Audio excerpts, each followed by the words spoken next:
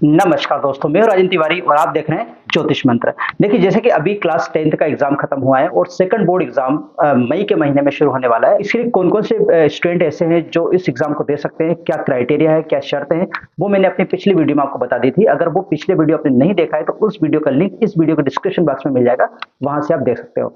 इस वीडियो में हम जानेंगे कि सेकंड अटेम्प्ट जो है उसका फॉर्म कब भरे जाएंगे, कैसे भरे जाएंगे और उसकी क्या फीस होने वाली है।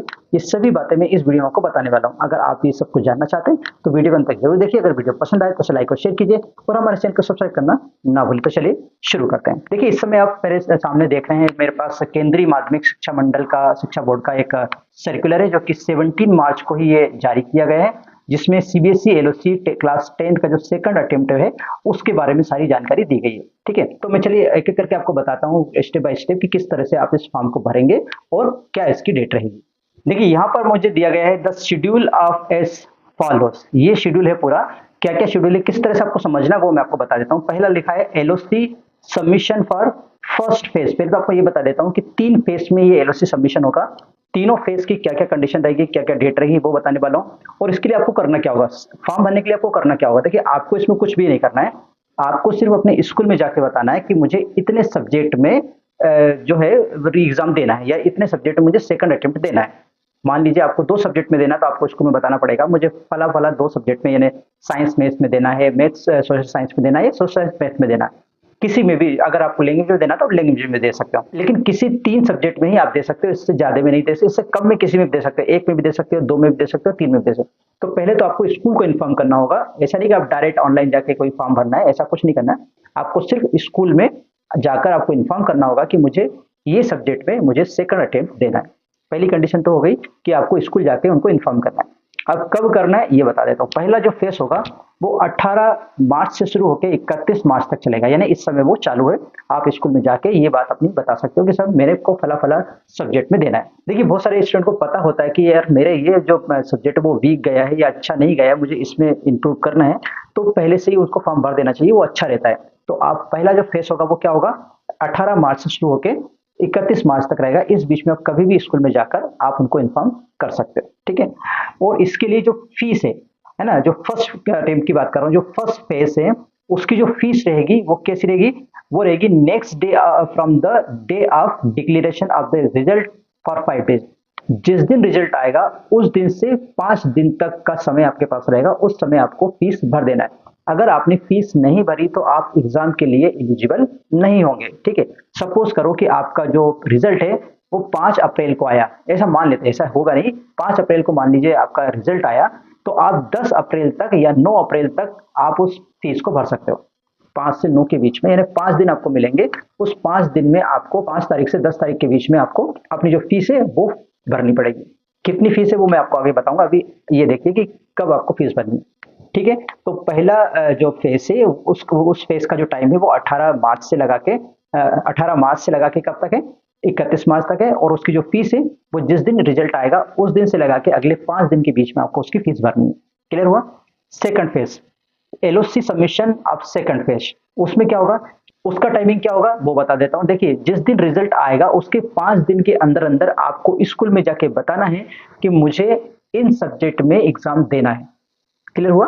रिजल्ट आने के बाद आपको बताना है कि मुझे इन सब्जेक्ट में एग्जाम देना है, क्योंकि आपको पता ही चल जाएगा फिर कि किसमें देना है किसमें नहीं देना।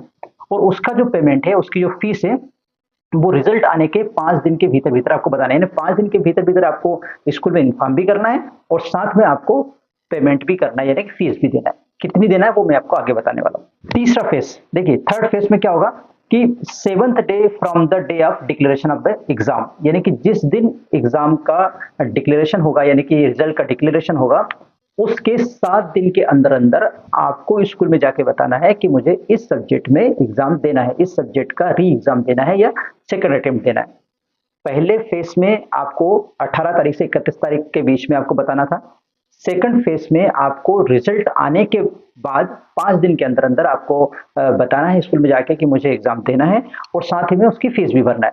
ठीक है, थर्ड फेस में आपको इस रिजल्ट आने के 7 दिन के भीतर भीतर आपको बताना पड़ेगा कि मुझे एग्जाम देना है या नहीं देना, देना है तो कितने सब्जेक्ट में देना है, और उसी ड्यूरेशन में आपको उसकी फीस भी भरना है। तो ये पूरा शेड्यूल है, इस शेड्यूल के अंतर्गत ही आपको पूरा काम करना है। ठीक है, शेड्यूल तो मैंने बता दी कब कब आपको इन्फॉर्म करना है और कब आपको फीस भरना है।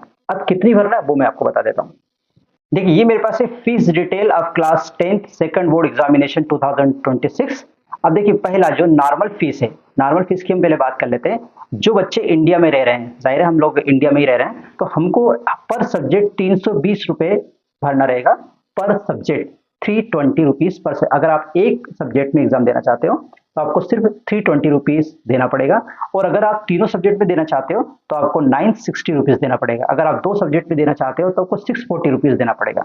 एक सब्जेक्ट के लिए आप 320 रुपीज देंगे, दो सब्जेक्ट के लिए आप 640 रुपये देंगे, और 3 सब्जेक्ट के लिए आप 960 रुपीज देंगे। इस टाइप से आप देंगे। अगर आप इंडिया से बाहर रहते हो तो बाहर आप रहते नहीं है तो हमें उससे मतलब भी नहीं है, लेकिन अगर नेपाल में आप रहते हो तो 1100 रुपये पर सब्जेक्ट है और 3300 रुपये आपके तीनों सब्जेक्ट के हैं। अगर आप नेपाल से अलग कंट्रीज में रहते हो, यानी इंडिया और नेपाल को छोड़ के किसी कंट्री में रहते हो, तो 2200 रुपये आपको हर सब्जेक्ट में देना है, और 6600 यानी 6600 आपको तीनों सब्जेक्ट का देना है। ठीक है, ये हो गया। अब इसके बाद यहाँ देखिए window of the digital payment, आपको ये फीस कैसे देना है वो देखिए। Date of finalization of LOC data, the fee to be paid online only before the last date. Last date जब भी होगी उसके पहले आपको ऑनलाइन पेमेंट करना है। वैसे मैं आपको बता देता हूँ, आपको ये पेमेंट स्कूल वाले भी कर सकते हैं। आप जरूरी नहीं कि आप ही करें, क्योंकि आपसे वो फीस ले लेंगे और उसके बाद स्कूल वाले जो है उसको पेमेंट कर देंगे। ऐसा भी होता है कई जगह। अगर वो स्कूल वाले बोलते हैं कि आपको ही करना तो आप कर दीजिए, अदरवाइज आप स्कूल के थ्रू भी करवा सकते हैं।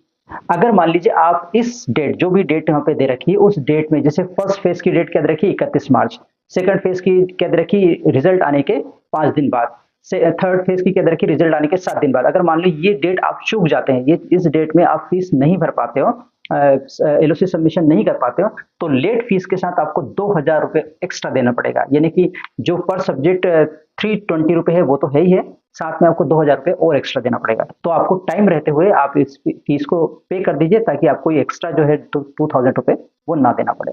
ठीक है, तो ये एक्स्ट्रा फीस थी, वो मैंने आपको बता दी। लेट फीस के साथ मैंने आपको बता दिया, और फीस की सारी जानकारी आपको दे दी कि पर सब्जेक्ट आपके क्या लगने वाले हैं। अगर एक से ज्यादा सब्जेक्ट आप देना चाहते हो तो उसमें कितने कितने रुपए आपके लगने वाले, ये सारी चीजों की जानकारी आपको मिल चुकी है। देखिए यहाँ पे एक नोट लिखा है, important note, the fee will be accepted in the online mode only prescribed by the CBSE.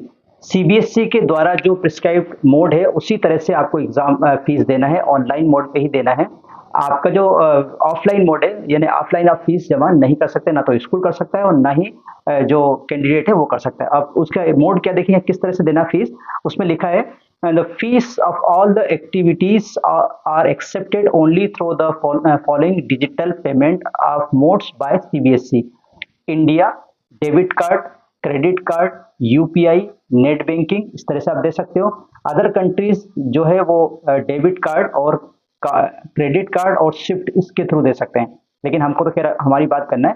तो आप किसी भी तरीके से, यानी कि आप डेबिट कार्ड से भी दे सकते हो, क्रेडिट कार्ड से भी दे सकते हो, यूपीआई से भी दे सकते हो, नेट बैंकिंग के थ्रू भी आप दे सकते हो। ये आपका तरीका है जिस तरीके से आप फीस को दे सकते हो। मैं फिर बता रहा हूँ, यहाँ कैंडिडेट भी फीस जमा कर सकता है और स्कूल भी फीस जमा कर सकता है। अगर आप स्कूल के थ्रू करवाना चाहते हैं तो आप स्कूल में अपनी फीस पे करके जाइए, स्कूल वाले पूरे एक साथ पूरी फीस दे देंगे।